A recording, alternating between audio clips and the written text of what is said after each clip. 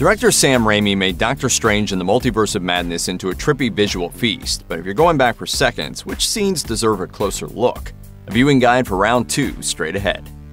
Multiverse of Madness opens on a frenetic chase scene where America Chavez and a variant of Doctor Strange are shown running from a monster through a fractured dimension. It's quickly revealed that they're in search of the mystical Book of Ashanti, and that the creature at their heels is after America's dimension-hopping powers.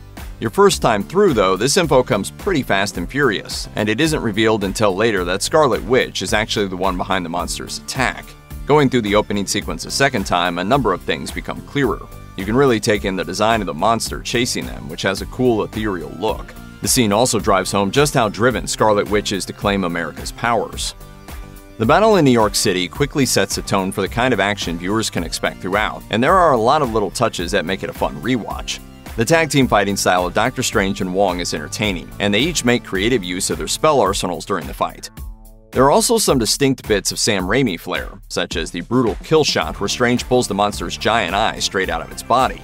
A second watch lets you soak in how the design of Gargantos, never called that in the actual film by the way, just in the merchandise, actually mirrors a different Marvel Comics creature, the eldritch deity Wundagore I. Due to a rights issue, the studio was unable to use that name, so they combined the Wundagore I character with that of the sea monster Gargantos from the Namor comics. At first, Doctor Strange has no idea that Wanda's the one behind the attacks on America. In fact, he decides her knowledge of magic and witchcraft is exactly what they need to fight back. We need your help.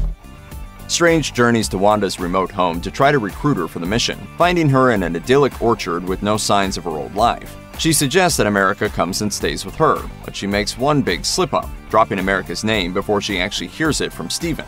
Doctor Strange quickly realizes the truth, and it's revealed that the thriving landscape is actually an illusion covering a desolate wasteland. Going back to the scene a second time, you can see just how carefully Wanda plays her game of lies. She presents every possible objection and repeatedly claims that she's out of the superhero scene, lulling Strange into a perceived position of authority and power. Watching the scene after you've already finished the movie is also interesting because it complicates the mistake Wanda makes. She's so careful and so cunning for so much of the movie that it feels bizarre for her to make such a simple slip-up. Later on, it's revealed that Wanda's core personality has been locked away within her own mind, dominated by a Scarlet Witch persona that's been corrupted by the Darkhold. Could Wanda's use of America's name be an intentional clue from the real Wanda? A desperate attempt to save the girl's life? Possibly. Once he discovers Wanda's true motives, Doctor Strange returns to Kamar-Taj and helps Wong fortify their defenses. They all know that the Scarlet Witch is coming, and they do everything they can to prepare. Unfortunately, none of it is enough, and the Masters of the Mystic Arts are quickly decimated by Wanda's assault. The battle is swift and brutal, and it bears a second watch for a number of reasons. First off, there are a number of important minor characters who take part in the battle. The Green Minotaur Rintrah, for instance, makes his MCU debut. In the comics, Rintrah is an important sorcerer who eventually serves as an apprentice to Doctor Strange himself. Another one of the sorcerers, who later sacrifices herself to destroy the Darkhold, is named Sarah, possibly a nod to the Marvel Comics character Sarah Wolf, who works for Doctor Strange and has a brief romantic relationship with Wong. The Battle of Kamar-Taj is also worth rewatching for the magic alone. Wanda pulls off some truly wild moves, from powerful energy blasts to enchanted navigation of the fortress's reflective surfaces. The whole thing feels reminiscent of classic horror movies, which is surely intentional with Sam Raimi in the director's chair. Doctor Strange, Wong, and the rest of the Kamar-Taj sorcerers give their all in the battle against Scarlet Witch, but it just isn't enough. Right when all seems lost, America opens another multiverse portal that pulls in both her and Doctor Strange, sending them plummeting through a number of strange worlds before landing on Earth 838. Their fall through the multiverse is undoubtedly one of the most striking scenes in the entire movie, and because each dimension they visit is only shown for a fraction of a second, the montage is built to be highly rewatchable. Thrown all together, these strange worlds make for a striking sequence, and you're bound to notice new details each time you see it. In order to continue her pursuit of America into Universe 838, Wanda attempts a dark magical technique known as dreamwalking. The spell allows the caster to briefly take over the body of one of their variants in an alternate universe. On Earth 838, Wanda lives a seemingly peaceful life with her two sons. Earth 616's Scarlet Witch then possesses her unassuming counterpart in one of the most affecting scenes in the movie. There are a lot of little details here that shine brighter on a rewatch. More than anything though, this scene rewards repeated viewings because of Elizabeth Olsen's performance. When Earth 616's Wanda first takes control of her variant's body, there's a long close-up on her face. She and the audience both hear Tommy and Billy calling for her attention, but she hesitates to turn and look. It's a powerful moment because it silently conveys a rush of complex emotions in Wanda's mind. She doesn't know how she'll react to seeing her boys in person again, so she resists the tempting urge to turn around for as long as she possibly can. The moment is then interrupted when one of Wong's sorcerers destroys the Darkhold, throwing Scarlet Witch back into her original body. The sideways shot of Wanda flashing back and forth between the two realities as she desperately grasps for her children is one of the most haunting in the entire film. Scarlet Witch spends a good percentage of Doctor Strange in the Multiverse of Madness at Mount Wundagore, the source of the magic held within the Darkhold. From there, she's able to launch attacks across the multiverse. The scene where Wanda first arrives at Wundagore bears a second watch, as it's a hugely important moment for her character. The film goes through it pretty quickly, however, with only a handful of lines paid to the backstory of the mystical locale. Wong briefly mentions that Mount Wundagore was once home to an ancient demon called Chthon, who carved his dark spells into the stone. In the comics, Chthon is one of the original elder gods of Earth, who later falls to the dark side and eventually leaves for another dimension altogether. His chaos magic is meddled with by Wanda Maximoff at an early age, causing a connection between the two.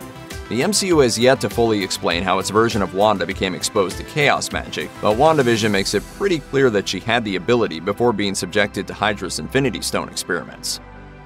The Illuminati will see you, Stephen. The Multiverse of Madness scene where Stephen is brought before the Illuminati is filled with Easter eggs, callbacks, and other fun little details. It's worth a rewatch just to get a look at all the characters' costumes. Charles Xavier's X-Men the Animated Series look is fun to see in live action, as are Black Bolt's comics accurate look and the official design for the MCU's Fantastic Four outfits. Watching the Illuminati meeting a second time also shows what fans might be able to expect from the franchise's upcoming Fantastic Four and X-Men projects. Patrick Stewart's Professor X is a bit more cartoonish than his counterparts in the Fox movies. And while that doesn't guarantee anything about what's to come for the mutant team in the MCU, it's interesting to see such a distinct style in play. The same goes for John Krasinski's Reed Richards, whose measured and even demeanor, combined with his age, foreshadow a very different Fantastic Four movie than the ones previously produced. If you're a die-hard Marvel fan, this is a scene you'll probably be watching over and over again. While it's fun just to see the Illuminati all assembled, it's even more exciting to see them in action, and Multiverse of Madness delivers that with a brutal battle against the Scarlet Witch. Reed tries to talk her down from her violent path, but she refuses to yield. The ensuing fight quickly turns into a bloodbath, with every Illuminati member who attacks her meeting their end. Like the best action scenes in the Avengers movies, the Illuminati battle benefits immensely from the sheer number of characters in the mix. It's interesting to see the distinct ways each hero tries to take Wanda down. Captain Carter uses her speed and wits to deliver some tricky shield attacks, while Captain Marvel goes for a headfirst bombardment. These little details help to establish a lot of extra depth for the Illuminati characters, even in the brief time they spend on the screen. The fight choreography is densely packed with distinct moves and cleverly employed superpowers, and you're bound to pick up on some previously missed moments your second time through.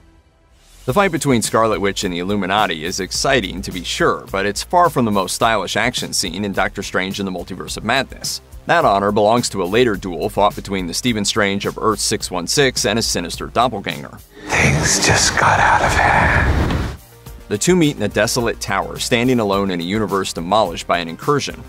The evil Strange is revealed to have been corrupted by the Darkhold, and a visually stunning contest of magic follows suit. The Battle of the Stranges feels unlike any other MCU fight scene, mostly because of its musical nature. Both sorcerers use the musical notes around the room as runes, delivering gorgeous and haunting memories alongside their blows. It's one of the most creative sequences in the whole movie, and it bears a second viewing on the merits of its style alone. Doctor Strange in the Multiverse of Madness becomes properly unhinged after Stephen defeats his evil counterpart. He takes his variant's copy of the Darkhold and conducts his first dreamwalk into the corpse of the variant from the first scene.